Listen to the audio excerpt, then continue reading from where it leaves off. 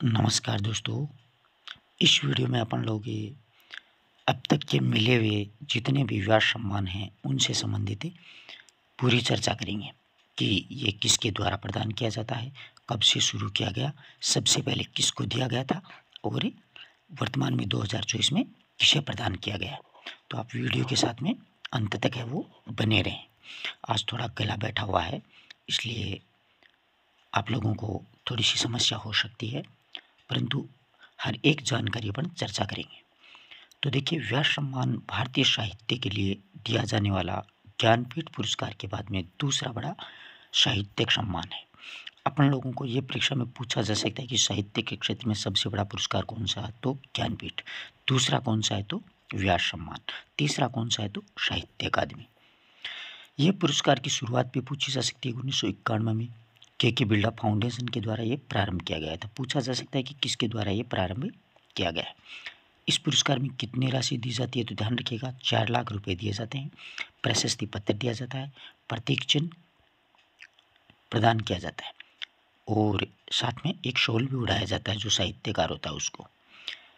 सबसे पहला जो पुरस्कार वो 1991 में प्रगतिवादी आलोचक हुए हैं रामविलास शर्मा को, उनकी रचना है भारत के प्राचीन भाषा परिवार और हिंदी के लिए दिया गया था। ये हिंदी का प्रथम व्यास सम्मान है।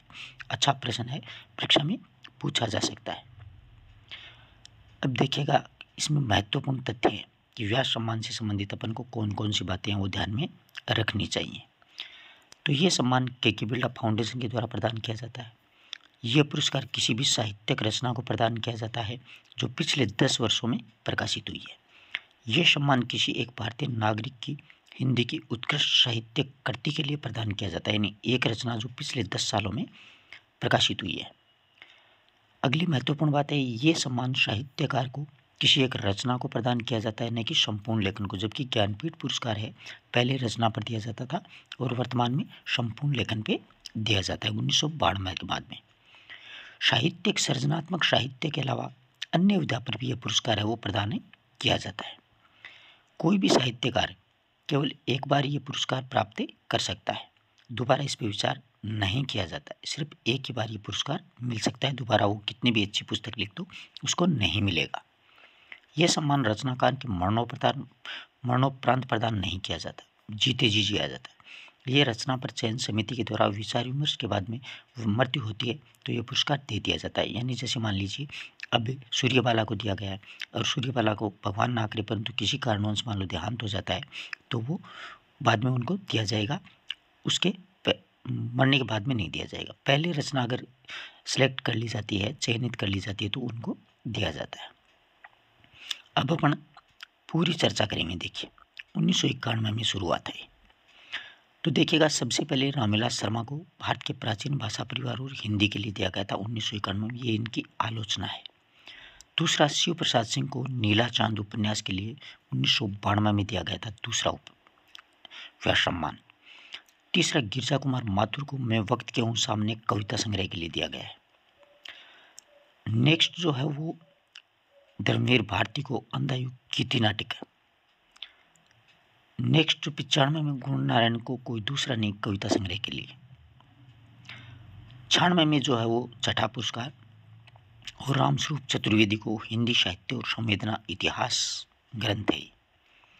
फिर केदारनाथ सिंह को उत्तर कबीर और अन्य कविताओं के लिए कविता संग्रह के लिए दिया गया। फिर गोविंद मिश्र को 5 आंगनों वाला घर उपन्यास के लिए दिया गया। 1999 में श्रीलाल शुक्ल को बिलासपुर का संत उपन्यास के लिए दिया गया। 2000 में गिरिराज किशोर को दिया गया था पहला गिरमिटिया उपन्यास है महात्मा गांधी के जीवन पर। फिर 2001 में रमेश चंद्र शाह को आलोचना का पक्ष आलोचना है ये, ठीक है। ये 91 से 2001 तक पूरी लिस्ट है आपके सामने, 2024 तक पूरे बताऊंगा।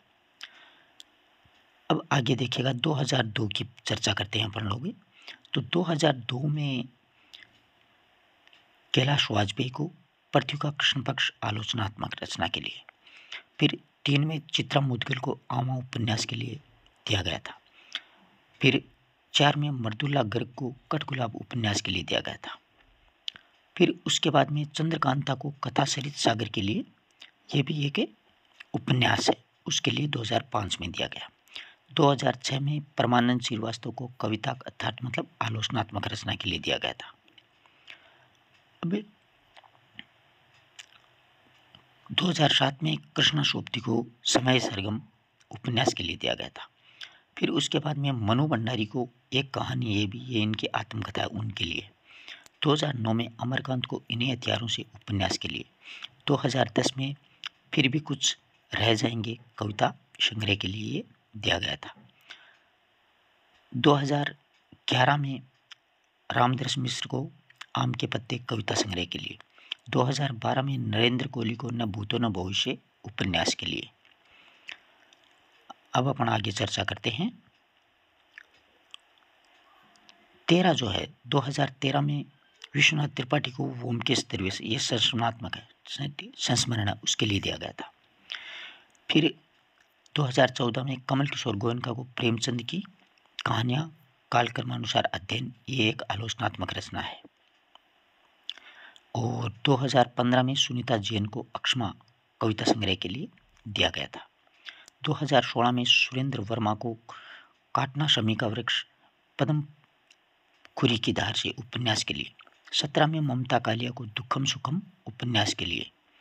18 में लीलाधर जोगुड़ी को जितने लोग उतने प्रेम कविता संग्रह के लिए। 19 में नासिरा शर्मा को कागज की नाव उपन्यास के लिए। 2020 में शरद पगारी को पाटलिपुत्र की साम्राज्ञी उपन्यास के लिए।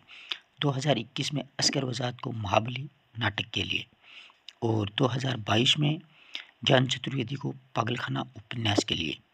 और 2023 में पुष्पा भारती को यादें यादें और यादें संस्मरण के लिए।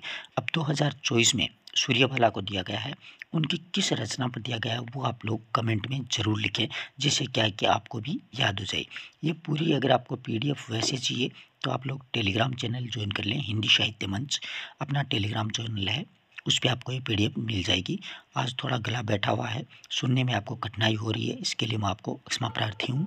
दूसरी बात, first grade second grade college lecture से संबंधित अगर आप किसी प्रकार की पुस्तकों या नोट से परेशान हैं तो आप मुझे पर्सनली व्हाट्सएप पे मैसेज कर सकते हैं। ये मैंने नंबर डाल दिए हैं 9928 90 47 82। इस पर आप फर्स्ट ग्रेड सेकंड ग्रेड और कॉलेज व्याख्याता तक की पुस्तकें वो आपको घर बैठे उपलब्ध करवा दी जाएंगी। सरसा पब्लिकेशन बहुत ही मतलब विश्वसनीय पब्लिकेशन है, आप लोग चाहो तो ले सकते हो। अगर फर्स्ट ग्रेड सेकंड ग्रेड आपके पास बुक्स हैं और आप सिर्फ पढ़ना चाहते हो तो आप वीडियो के प्लेलिस्ट में जाइएगा, उसमें सेकंड ग्रेड पूरा करवाया हुआ है, फर्स्ट ग्रेड करवाया हुआ है और कॉलेज व्याख्याता के कुछ टॉपिक छूट गए थे वो अब मैं नेक्स्ट टाइम में करवा दूंगा। और इसी के साथ में आपको संवाद भारती अभिव्यक्ति माध्यम के पूरी वीडियोस उपलब्ध हो जाएंगे, नोट्स बना सकते हो और विद्यालय प्रबंध से संबंधित भी आपको मिल जाएंगे। और बहुत सारे टेस्ट सीरीज हैं वो भी मैंने निःशुल्क डाल रखी है। तो कोई विद्यार्थी अगर निःशुल्क पढ़ना चाहता है तो प्लेलिस्ट के माध्यम से पढ़ सकता है, उसका स्वागत है। और वीडियो आपको अच्छा लगा तो आप अपने मित्रों तक भी शेयर करें। धन्यवाद दोस्तों।